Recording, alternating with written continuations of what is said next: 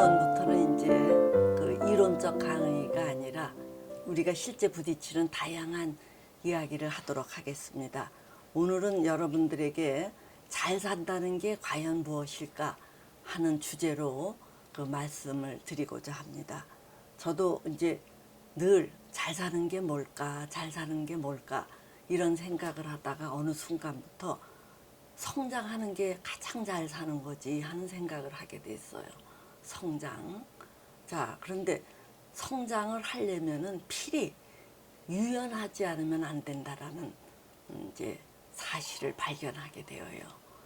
그 유연해야 된다라는 것, 즉 잘 산다라는 것은 성장하는 거고 성장이라는 것은 유연성과 비례하는 건데 이거는 이제 전통적으로 정신분석에서도 그 건강한 사람은 이 심적 에너지, 즉 사이킥 에너지가 그때마다 자연스럽게 이동해서 그 나이에 걸맞는 그 수준에서 기능하는 것이 잘 사는 거라고 했어요.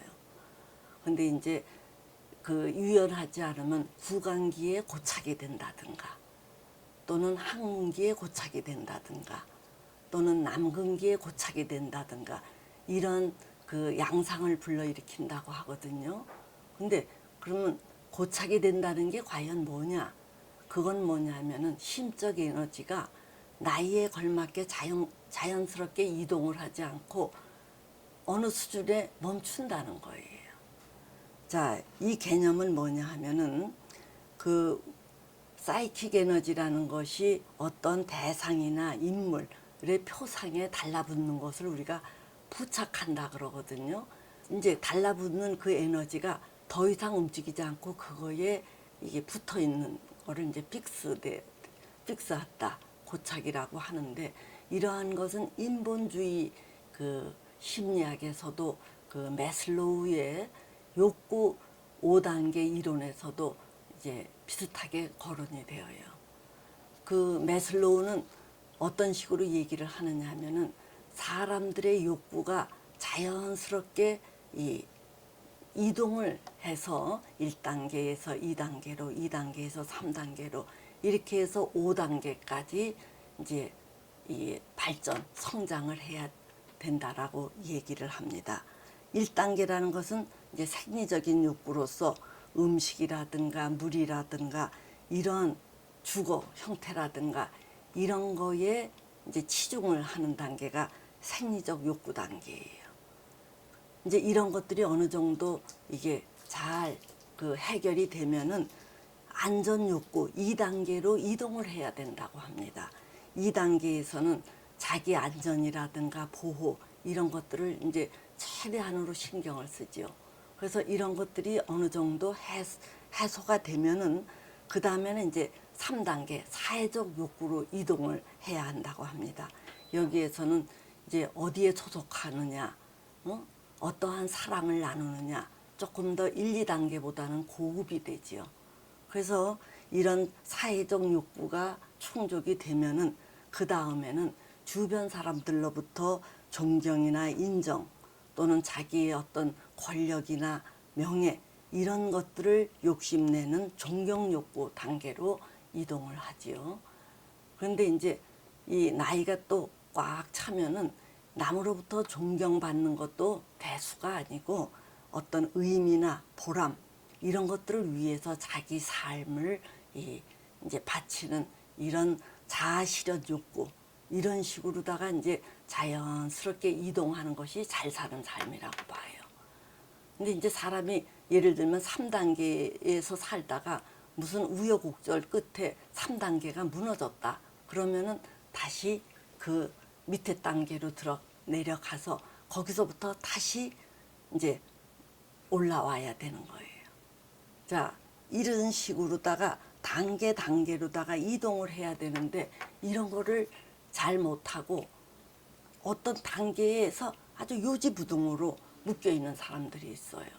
이제 실제 그 사례를 갖고 이제 말씀을 드려보면은 어떤 아주머니가 저한테 와서 참 이 사람은 알 수 없다 이런 얘기를 해요. 그래서 그게 무슨 얘기냐 그랬더니 자기가 아들만 삼형제를 두었는데 잘 살았었대요. 자기네가 잘 살았는데 그 갑자기 이제 남편이 뭔가를 하다가 이제 집안이 이게 확 기울었는데 아들이 이제 좋은 대학을 다녔다래요. 근데 아들이 결혼할 무렵에 그 사귀는 사람이 이제 두 여자가 있었나 봐요. 이제 한 여자는 이제 결혼을 앞두고 마음이 가는 여자가 둘이 있는데 어떤 여자가 더 낫겠느냐고 어머니에게 상의를 하는 거예요. 그래서 A라는 여자는 부잣집에서 원만하게 자랐고 뭐 별 우여곡절이 없는 여자다. 그리고 B라는 여자는 이 좀 어렵게 가난하게 자랐는데 좀 똘방치다 이렇게 얘기하더래요. 그래서 어머니인 자기는 우리가 형편이 어려워졌으니까 아무래도 우리 상황을 이해하는 그 B라는 여자가 낫지 않겠느냐 이렇게 얘기를 했대요. 그랬더니 아들도 아무리 생각해도 그런 것 같다 이렇게 해서 이 무난하게 자랐던 여자보다는 그 가난하게 자랐던 그 여자하고 결혼을 했대요. 자, 했는데 이제 이 자기 남편이 가끔 뭐 병원에를 간다든가 또 어려운 일이 봉착이 되었을 때, 어려운 일에 봉착했을 때 큰아들이 이 아버지에게 돈을 좀 쓰려고 하면은 며느리가 뭐 도끼 눈을 뜨고 그 남편의 돈이 이 원가족에게 흘러갈까봐 막 난리를 친다는 거예요. 그러니까 이 아들이 중간에서 굉장히 괴로워하는 그 삶을 살았다고 해요. 그래서 이 며느리 때문에 자존심도 많이 이제 자기가 상했대요. 그리고 이제 그렇게 살다가 둘째 아들은 뭐 그냥 또 어떻게 뭐 별 얘기가 없이 그냥 결혼을 했는가 본데 이제 막내 아들이 결혼할 때 또 자기가 이렇게 눈이 가는 여자가 있는데 어떤 여자가 좋을까요? 묻길래 자기가 큰 며느리에게 뒤인 적이 있기 때문에 야야 나는 모르겠다. 네 마음 가는 대로 해라. 이렇게 이 말을 하고 전혀 관여를 안 했대요. 근데 이제 이 막내 아들이 아내로 데려온 여자는 굉장히 부잣집 딸이고 이 고생이라는 거를 전혀 해보지 않은 여자래요. 근데 이제 자기 남편이 또 큰 수술을 받게 되니까 이 막내 며느리가 남편을 막 수석거려 갖고 빨리 병원에 가봐라. 그리고 돈이 모자르면 마이너스 통장도 막 만들어서 일단 아버님을 그 치료비를 대라고 이렇게 하더라는 얘기예요. 그래서 참 자기 큰 며느리에게 뒤였는데 이 막내 며느리는 이 돈이 없는 서러움이 뭔지를 잘 모르기 때문인지 일단 필요하면 돈은 쓰고 돈은 다음에 다시 불면 되지 않겠느냐 이런 얘기를 하더라는 거예요. 그래서 저도 그 이야기를 듣고 예, 상당히 수긍이 간다 이렇게 이제 생각을 했어요. 그러니까 그 큰아들이 결혼한 여자는 어렸을 때 고생을 해봤기 때문에 이 고생이 진절런더리가 나는 거예요. 그러니까 결혼해서 다시금 그러한 고생줄에 접어들까봐 너무 이 돈에 대해서 알러지 반응을 보이는 거예요. 자, 반면에 이 막내 며느리는 돈에 대해서 별로 고생을 안 해봤기 때문에 급하면 뭐 일단 쓰고 돈은 차차 벌면 되지 이런 식으로 돈에 대해서 큰 집착을 보이지 않더라는 얘기예요. 그래서 저도 그거를 보고 그렇지 그 큰 며느리는 자기가 고생한 거를 넘어서거나 극복하지 못하고 그 수준에 아직도 매여 있다는 얘기예요. 이제 이런 것들이 이 큰 며느리의 정신 건강에 조금 문제가 있지 않느냐 이렇게 볼 수 있죠. 자, 또 이제 또 다른 예를 또 말씀을 드리면은 제가 아는 어떤 여교수가 자기 남편 때문에 죽겠다라고 한번 저에게 설명 하소연을 해요. 그래서 왜 그러냐 그랬더니 자기 남편이 교수인데 그 자기 큰아들이 대학을 들어갔대요. 들어갔는데 아들이 고등학교 때까지는 별 문제가 없었는데 아들이 대학교를 들어가니까 이제 동호회 활동을 한다 그러면서 막 이제 밤 늦게까지 활동을 하고 또 술도 마시고 이렇게 그러는데 남편이 그 아들 꼴을 못 본다는 거예요. 그 아들 꼴을. 그래서 저놈은 응?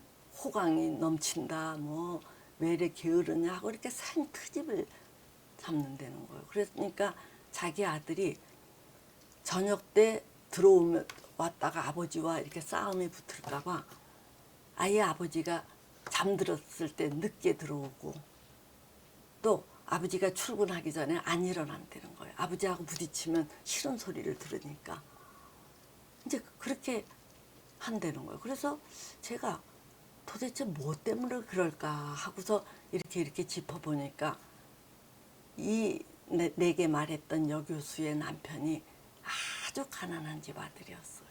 그래서 대학교 시절에 뭐 이게 나름의 그 서클 활동이라든가 이런 거 할 겨를 없이 매번 그 아르바이트 그 과외 이런 거를 하면서 힘겹게 공부를 했고 공부를 또 잘한 거예요. 그래서 대학교 교수까지 됐어요. 그런데 이 사람이 대학교 교수까지 됐는데 지금 뒤늦게 자기 아들이 대학생이 되어서 그냥 막 이제 서클 활동을 하면서 자유분방하게 이게 생활을 하니까 자기도 모르게 그게 질투나고 시기심이 생기니까 아주 아들 꼴을 못 봐주는 거예요. 그래서 제가 그 여교수에게 그랬어요. 당신 남편이 그 결혼 전에 너무 고생했던 그 시점에 이 고착이 되어 있다. 고착이 되어 있으니까 그 고착을 풀어야 아들을 있는 그대로 봐줄 수 있다. 이렇게 얘기를 하니까 이 부인이 참 그런 것 같다.